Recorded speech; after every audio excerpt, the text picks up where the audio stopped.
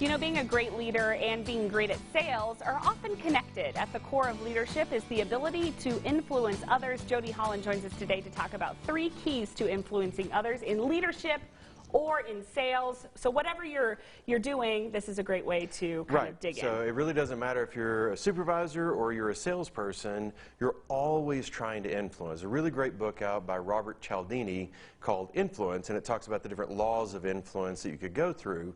But kind of taking a few of the core things from his book and a few others that I've read over the last year or two, I really think first and foremost you have to have an outward mindset. So you have to be thinking about other people, what's good for them, how you're going to help them, how you're going to make a difference in their life. So often we think of sales as taking something from another person. We're trying to take their money. But the reality is when you're focused on the other person, you're always just trying to find a way to help that other person, to make their life better, to improve things.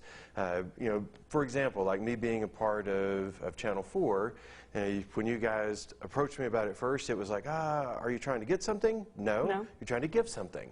Yeah. And so I really think it's awesome when you stay focused on that right area of how can I look at another person and immediately think, what can I do for them? How can I help that other person? The second piece to it is seeking understanding. As you're trying to understand other people, you're adapting who you are as a leader or as a salesperson to try to get in their mind and help them solve whatever problem is in front of them.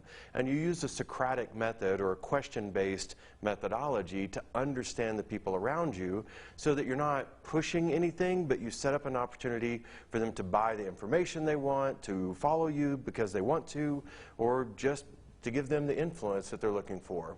And then the final piece of that, as you're thinking about how you lead, is always create more value than what you charge. And it's really 2 sides to being value-based. The first and foremost is if you give more than you are paid for, you'll always get invited back. And I think that's always been the basis. It's not life, though. It is life.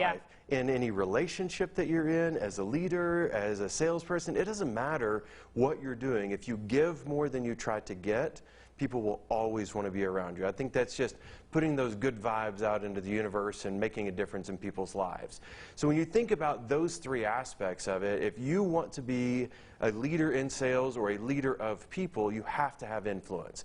And influence is based on those 3 core concepts. So I think that's how you get there. That's how you get people to where they want to be and how you accomplish what you want at the same time. Good stuff to think about today for sure. Let's also talk about this training you have coming up. So really excited. Sales Mastery is coming up on October the 4th. We've already had a number of people buy tickets for that. It'll be at the Amarillo Club from 9 to 4. Lunch will be provided with this as well, $149. The link is on the screen there. Just go get yourself signed up, sign up your team.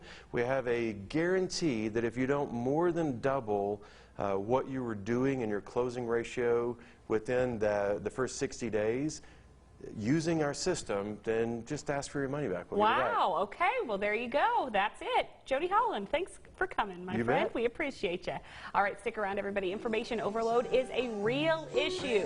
Pharmacist